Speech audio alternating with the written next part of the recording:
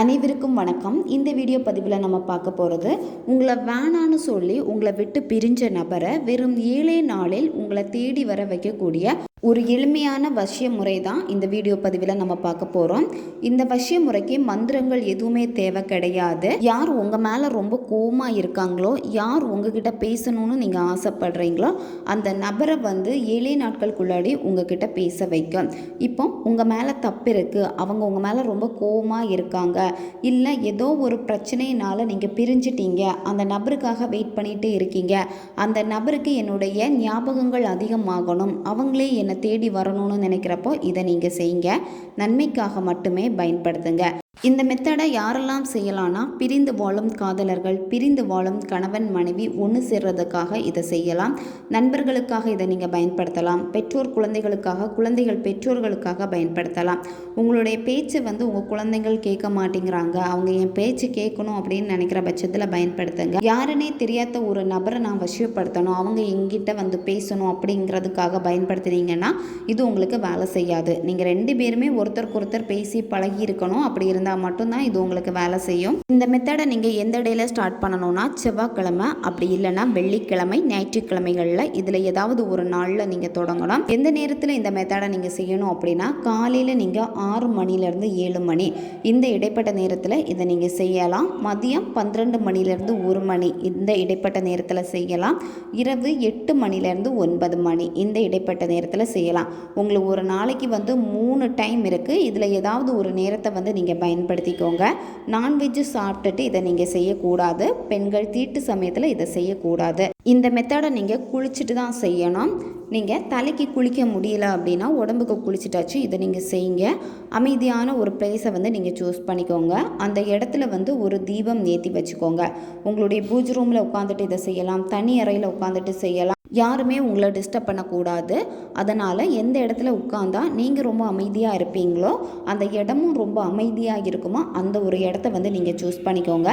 வெறும் தரையில் உட்காரக்கூடாது. ஏதாச்சும் விரிப்பு போட்டு நீங்கள் உட்காந்துக்கோங்க. தீபம் ஏற்றி வச்சுக்கோங்க.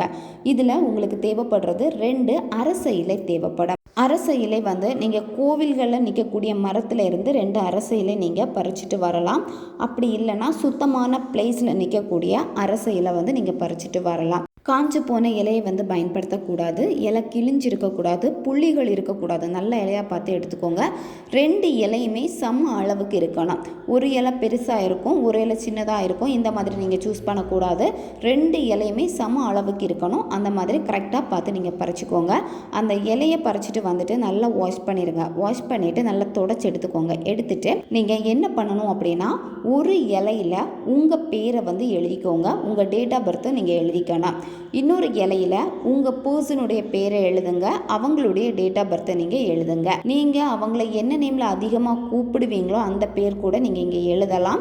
அவங்களுடைய டேட் ஆஃப் பர்த்து தெரியல அப்படின்னா, அவங்க பிறந்த தேதி மட்டும் தெரியுது, இல்லை இயர் மட்டும்தான் எனக்கு தெரியும் அப்படின்னா நீங்கள் எழுதிக்கோங்க. தப்பாக மட்டும் எழுதாதீங்க.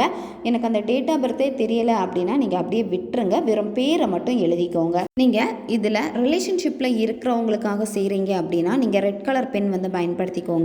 நண்பர்களுக்காக செய்கிறீங்க, பெற்றோர் குழந்தைகளுக்காக, குழந்தைகள் பெற்றோர்களுக்காக செய்கிறீங்க அப்படின்னா நீங்கள் ப்ளூ கலர் பென் பயன்படுத்திக்கோங்க. மார்க்கர் யூஸ் பண்ணி நீங்கள் எழுதுங்க. அதுக்கப்புறம் நீங்கள் என்ன பண்ணணும் அப்படின்னா, கொஞ்சமாக மஞ்சள் எடுத்துக்கோங்க. மஞ்சள் பொடி, சரியா?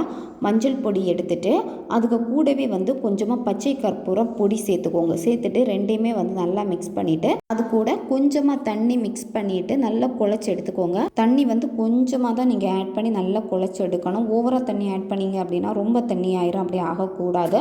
சந்தனத்தில் எப்படி தண்ணி மிக்ஸ் பண்ணிவிட்டு அதை உங்கள் நெத்தியில் போடுறீங்களோ அந்த மாதிரி தான், சரியா?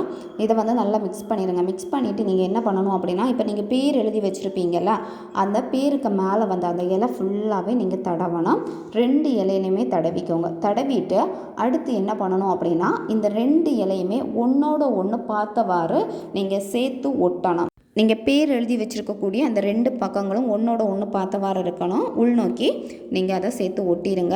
அதாவது ஒட்டுறதுன்னா பசை வச்சு ஒட்டுறது கிடையாது. நீங்கள் இப்போ இந்த பொருட்களை வச்சு அதில் தடவுறப்போ 2யும் நீங்கள் சேர்த்து ஒட்டுறப்போ அப்படி ஒன்றோட ஒன்று ஒட்டி இருக்கும், சரியா? அப்படி வச்சுட்டு அந்த பர்சன் உங்ககிட்ட எப்படி இருக்கணும்னு ஆசைப்பட்டீங்களோ அதே மாதிரி உங்ககிட்ட அந்த பர்சன் இருக்காங்க, நல்லா பேசுகிறாங்க, எப்படி அவங்களுடைய அன்பு உங்களுக்கு வேணும்னு நினச்சிங்களோ அதே அன்பு அந்த நபர் உங்களுக்கு கொடுக்குறாங்க. ரொம்ப ஹாப்பியாக நீங்கள் அந்த பர்சன் கூட இருக்கீங்க அப்படின்னா அதை ஹாப்பியாக நினச்சிக்கிட்டே என்ன பண்ணணும் அப்படின்னா, கீழே இருந்து மேல் நோக்கி பார்த்த வர அந்த இலையை வந்து சுருட்டணும். கீழே வந்து பார்த்திங்கன்னா அந்த இலையுடைய நுனிப்பகுதி கீழே கொஞ்சம் நீண்டு நிற்கும் பார்த்தீங்களா, அதிலேருந்து நீங்கள் சுருட்டி சுருட்டி மேலே வரைக்கும் கொண்டு வரணும். கொண்டு வந்துட்டு அடுத்து என்ன பண்ணணும் அப்படின்னா, சிவப்பு நிற நூல்னால் வந்து நல்லா கட்டிடுங்க. கட்டிட்டு இந்த பொருளை நீங்கள் என்ன பண்ணணும் அப்படின்னா, ஒரு பாக்ஸில் போட்டு வச்சுருங்க. அதாவது இந்த இலையை அதுக்கு கூடவே கொஞ்சமாக பச்சை கற்பூரம் போட்டுட்டு நல்லா டைட்டாக மூடி வச்சிடணும். பூஜை ரூமில் வைக்கலாம், இல்லை சுத்தமான தனி ரூமில் எங்கேயாவது நீங்கள் வச்சுக்கோங்க. இந்த பாக்ஸ் வந்து 1 மந்த் வரைக்கும் அப்படியே இருக்கட்டும். நீங்கள் ஓப்பன் பண்ணவோ எதுவுமே வேண்டாம், அப்படியே இருக்கட்டும். இந்த மெத்தட் வந்து உங்களுக்கு 7 நாட்களுக்குள்ளாடியே வேலை செய்ய ஆரம்பிச்சிடும். அதாவது யாரை நினச்சிட்டு இதை நீங்கள் செஞ்சீங்களோ அந்த பர்சனே கோபம் குறைஞ்சி அவங்களே உங்ககிட்ட வந்து பேசுவாங்க. நீங்கள் அந்த நபரை வந்து தேடி போகவே கூடாது, அவங்க தான் உங்களை தேடி வருவாங்க. இதை நான் பயன்படுத்தி 3வது நாளில் இது எனக்கு ரிசல்ட்டை கொடுத்துருக்கு.